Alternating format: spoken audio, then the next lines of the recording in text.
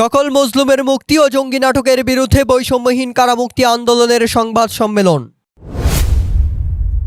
কারাবন্দীদের ন্যায় অধিকার প্রতিষ্ঠা, শফিউর রহমান ফারাবী, ইঞ্জিনিয়ার মোজাম্মেল হক সাইমন, মাওলানা আমিরুল ইসলাম সহ সকল ইসলামপন্থী মাজলুমের মুক্তি এবং নতুন করে শুরু হওয়া জঙ্গি নাটকের বিরুদ্ধে প্রতিবাদ জানিয়ে ঢাকায় সংবাদ সম্মেলন করেছে বৈষম্যহীন কারামুক্তি আন্দোলন। বৃহস্পতিবার 24 জুলাই রাজধানীর জাতীয় প্রেস ক্লাবের জহুর হোসেন চৌধুরী হলে একই বিষয়ে মতবিনিময় সভা শেষে সংবাদ সম্মেলন অনুষ্ঠিত হয়। বৈষম্যহীন কারামুক্তি আন্দোলনের সভাপতি মাওলানা মীর ইদ্রিস নদভীর সভাপতিত্বে ও সেক্রেটারি মুফতি শফিকুল ইসলামের পরিচালনায় অনুষ্ঠিত মতবিনিময় সভায় বক্তব্য রাখেন মুফতি জসিমউদ্দিন রহমানী, আহমদ রফিক, মুফতি ফখরুল ইসলাম, অ্যাডভোকেট ওমর ফারুক তালুকদার, মাওলানা মাহমুদুল হাসান গুরুবি, আসিফ আদনান, বৈষম্যহীন কারামুক্তি আন্দোলনের জয়েন্ট সেক্রেটারি মাওলানা ইসহাক খান, মাওলানা আল আমিন সাকি, মাওলানা সাইফুল ইসলাম, মাওলানা ইউসুফ হোসেন, কেন্দ্রীয় সদস্য মাওলানা আশিক আল আবিদ, মাওলানা ইসমাইল প্রমুখ।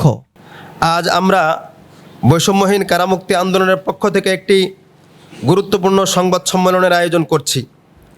এই সংবাদ সম্মেলন কোনো একক সংগঠনের বক্তব্য নয়, এটি হাজারো মজলুম বন্দী, তাদের পরিবার এবং ন্যায় বিচারের পক্ষে দাঁড়ানো প্রতিটি বিবেকবান মানুষের অন্তরের ভাষা। আমরা আবারও এমন এক বাস্তবতার মুখোমুখি হতে যাচ্ছি যেখানে ইসলামী চিন্তা, আদর্শ ও প্রতিবাদকে অপরাধ হিসেবে দেখানোর ষড়যন্ত্র নতুন করে শুরু হয়েছে। শেখ হাসিনার শাসনামলে যেমন আলেম, ইসলামী চিন্তাবিদ, সাংবাদিক ও ছাত্রদের বিরুদ্ধে জঙ্গি তকমা দিয়ে দমন পীড়ন চালানো হয়েছিল, এখনও সেই একই স্ক্রিপ্ট আবার চালু হচ্ছে। যদিও 1 বছর আগে শেখ হাসিনা সরকারের পতন হয়েছে, কিন্তু তার রেখে যাওয়া ইসলাম বিদ্বেষী নীতির ছায়া এখনও বর্তমান।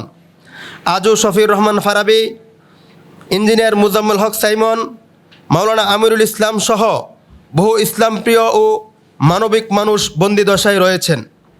এই দেশে আবারও জঙ্গি নাটকের অশুভ পুনরাবৃত্তি শুরু হয়েছে। আমরা গভীর উদ্বেগের সঙ্গে দেখছি আবারও সেই পুরনো ও ঘৃণ্য কৌশলের পুনরাবৃত্তি হচ্ছে, যেখানে জঙ্গি নাটক সাজিয়ে ইসলামী আন্দোলন ও চিন্তাধারাকে ধ্বংসের চেষ্টা চলছে। শেখ হাসিনার আমলে হাজারো আলেম, ছাত্র, ব্লগার ও ইসলামপন্থীদের বিরুদ্ধে ভুয়া মামলা, গ্রেফতার এবং মিডিয়া দিয়ে অপপ্রচার চালানো হয়েছিল।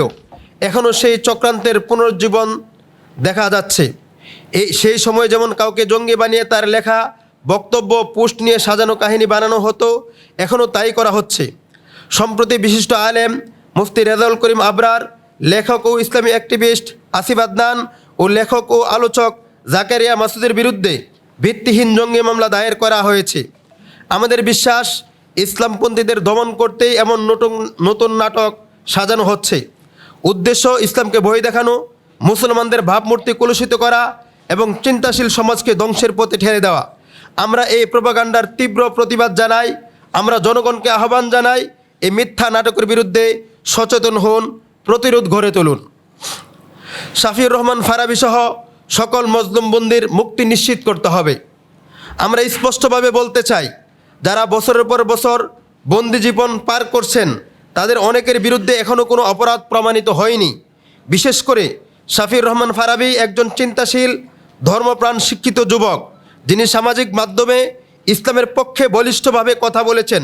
ফ্যাসিস্ট হাসিনা সরকার তার বিরুদ্ধে একের পর এক মামলা দিয়ে অন্যায়ভাবে সাজা দিয়েছে। হাসিনা সরকার চলে যাওয়ার 1 বছর পেরিয়ে গেলেও এখনও ফারাবী মুক্তি পাননি। তাছাড়া বিশ্ববিদ্যালয়ের শিক্ষার্থী ইঞ্জিনিয়ার মোজাম্মেল হক সাইমন, লেখক ও গবেষক মাওলানা আমিরুল ইসলাম সহ অনেক আলেম উলামা আজও কারাগারে বন্দী। আমরা বলছি, অনতিবিলম্বে তাদের মুক্তি দিতে হবে।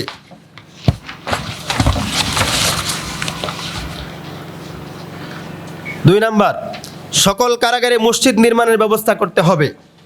বাংলাদেশে মুসলিম সংখ্যাগরিষ্ঠ দেশ, কারাবন্দী মুসলমানদেরও নামাজ, কোরআন তেলাওয়াত ও ইবাদতের অধিকার আছে। কিন্তু বাস্তবতা হলো, অনেক কারাগারে এখনও স্থায়ী মসজিদ নেই, নামাজ পড়ার জায়গা নেই, জামাতের সুযোগ নেই, জুমার নামাজ পড়ার সুযোগ নেই, ইসলামী পরিবেশও অনুপস্থিত। একজন মুসলমান বন্দী তখন কিভাবে আত্মশুদ্ধির পথ খুঁজবে? আমরা চাই প্রতিটি কারাগারে একটি করে স্থায়ী মসজিদ নির্মাণ হোক এবং বন্দীদের পূর্ণ ইবাদতের পরিবেশ নিশ্চিত করা হোক। 3, বন্দীদের মাসে অন্তত 2 বার স্ত্রীদের সঙ্গে একান্ত সাক্ষাতের ব্যবস্থা নিশ্চিত করতে হবে। ইসলামী শরীয়তে স্বামী স্ত্রীর সম্পর্ক শুধু সামাজিক চুক্তি নয়, এটি একটি পবিত্র ইবাদত এবং নিরাপত্তার সম্পর্ক। একজন মুসলিম বন্দী যদি বছরের পর বছর স্ত্রীকে একান্তভাবে দেখতে না পারে, সেটি শুধু তার নয়, বরং পরিবার, স্ত্রী ও সন্তানের উপর এক ধরনের মানবিক নির্যাতন। এতে পারিবারিক সম্পর্ক দুর্বল হয় এবং সমাজেও নেতিবাচক প্রভাব পড়ে। আমরা চাই নিরাপত্তা ও শালীনতার সঙ্গে মাসে অন্তত 2 বার স্বামী স্ত্রীর একান্ত সাক্ষাতের সুযোগ নিশ্চিত করা হোক। এটি শরীয়তের দাবি, মানবতার দাবি এবং বন্দির আত্মিক স্থিতির জন্য অত্যন্ত জরুরি। কারাগারের সকল 3 নম্বর পয়েন্ট। নাম্বার 4, কারাগারের সকল অনিয়ম ও দুর্নীতি বন্ধ করে মানবাধিকার নিশ্চিত করতে হবে। বাংলাদেশের কারাগারগুলোতে দুর্নীতি ও অনিয়ম ওপেন সিক্রেট। চিকিৎসা পেতে ঘুষ লাগে, ভালো খাবার পেতে চাঁদা লাগে, জায়গা পেতেও ঘুষ লাগে, এসব সাধারণ চিত্র। এছাড়া মারধর, নির্যাতন ও খাবার বন্ধ করে দেওয়ার মতো ঘটনাও ঘটে। এসব শুধু অন্যায় নয়, বরং একটি আন্তর্জাতিক মানবাধিকার, সংবিধান ও ইসলামী নীতিমালা পরিপন্থী। কারাগার যেন শুধুই শাস্তির নয়, বরং সংশোধনের ও মানবিক মূল্যবোধে ফেরার সুযোগের জায়গা হয়, সেটাই আমরা চাই। 6, 20 বছরের বেশি সাজাপ্রাপ্তদের মুক্তির ব্যবস্থা করতে হবে।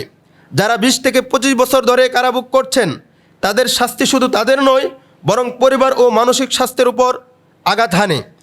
এদের অনেকেই বার্ধক্যে পৌঁছেছেন, অনেকে ইতিমধ্যে নিজেদের সংশোধন করেছেন, সমাজে ফিরে যেতে প্রস্তুত। আমরা চাই মানবিক দৃষ্টিকোণ থেকে 20 বছরের বেশি সাজাপ্রাপ্তদের মুক্তির উদ্যোগ নেওয়া হোক, তাদের পুনর্বাসনের সুযোগ দেওয়া হোক, যেন তারা সম্মানের সঙ্গে বেঁচে থাকতে পারে। নাম্বার 7, জামিনের পর মুক্তিতে বাধা প্রদান বন্ধ করতে হবে। আমরা দেখেছি আদালত জামিন দেওয়ার পরও প্রশাসনিক গড়িমসি ও রাজনৈতিক হস্তক্ষেপে অনেকের মুক্তি আটকে রাখা হয়। এটি বিচার বিভাগের স্বাধীনতায় হস্তক্ষেপ, সংবিধানের লঙ্ঘন। জামিন পাওয়া মানেই মুক্তির অধিকার। প্রশাসনের দায়িত্ব হলো সেই অধিকার দ্রুত কার্যকর করা। নাম্বার 8, বন্দীদের জন্য ধর্মীয় ও নৈতিক শিক্ষার উপর উপযুক্ত ব্যবস্থা করতে হবে। বন্দীদের জন্য ধর্মীয় ও নৈতিক শিক্ষার উপযুক্ত ব্যবস্থা করতে হবে। কেউ অপরাধ করলে বা ভুল পথে গেলে তাকে শুধরে দেওয়ার প্রধান উপায় তার চিন্তা ও আত্মিক পরিশুদ্ধ করা, কিন্তু তার আত্মাকে পরিশুদ্ধ করা। কিন্তু যদি কারাগারে কোরআন শেখা না হয়, হাদিস শিক্ষা না থাকে, আলেম না থাকেন, তাহলে সংশোধন সম্ভব নয়। আমরা চাই প্রতিটি কারাগারে কোরআন শিক্ষার ক্লাস চালু হোক, আলেম নিয়োগ দেওয়া হোক, ইসলামিক কাউন্সিলিংয়ের ব্যবস্থা করা হোক। শুধু ধর্মীয় শিক্ষাই একজন মানুষকে ভ্রান্ত ও অপরাধের পথ থেকে সত্যের পথে ফিরিয়ে আনতে পারে। প্রিয় সাংবাদিক বন্ধুরা, আমরা এখানে 8টি দাবি উপস্থাপন করেছি। প্রত্যেকটা দাবি হলো অত্যন্ত যৌক্তিক, মানবিক, দেশ এবং জনগণের জন্য অত্যন্ত উপকারী। আমরা চাই বর্তমান অন্তর্বর্তী সরকার দেশ সংস্কার করার জন্য বিভিন্ন পদক্ষেপ উনি গ্রহণ করেছেন।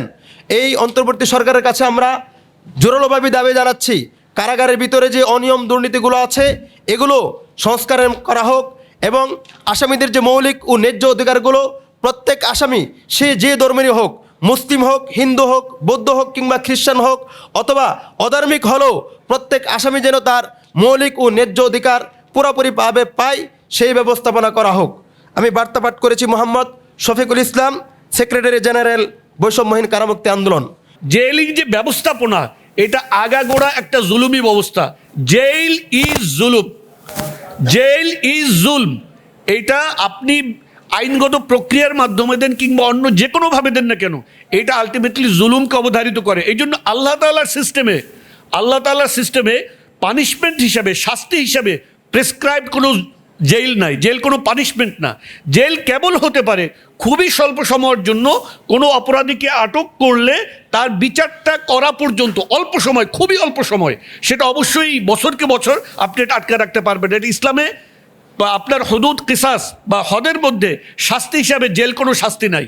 সুতরাং এই যে সেকুলার সিস্টেম, আপনারা যেটাকে, আমাদের দেশ যেটাকে ধারণ করে আছেন, এই সিস্টেমটা আপনাদের উপরে, এই জনমানুষের উপরে একটা জুলুম হিসেবে চেপে আছে এবং এটা আপনার এই সমাজকে কখনোই অপরাধ মুক্ত করে না, বরং এই সমাজে অপরাধ প্রবণতা, অপরাধের কারণসমূহ আরও বেশি পরিমাণে সৃষ্টি করে। সুতরাং আমরা ফান্ডামেন্টালি চাই যে জেলই কোনো সিস্টেমই থাকবে না, গোটা ব্যবস্থা আলটিমেটলি ইসলামী শরিয়া দ্বারা রিপ্লেসড হোক। যতদিন পর্যন্ত আমরা সেটা না আনতে পারছি, ততদিন পর্যন্ত অন্তত এই যারা মাজলুম আছে তাদের যে অধিকার মৌলিক অধিকার, এই অধিকারগুলো যেন তাদেরকে সার্ভ করা যায়, দেওয়া যায়, এটা নিশ্চিত করার জন্য কারামুক্তি আন্দোলন কাজ করছে। আল্লাহ তাআলা তাদেরকে কবুল করুন এবং কাজগুলো সঠিকভাবে করার তৌফিক দান করুন।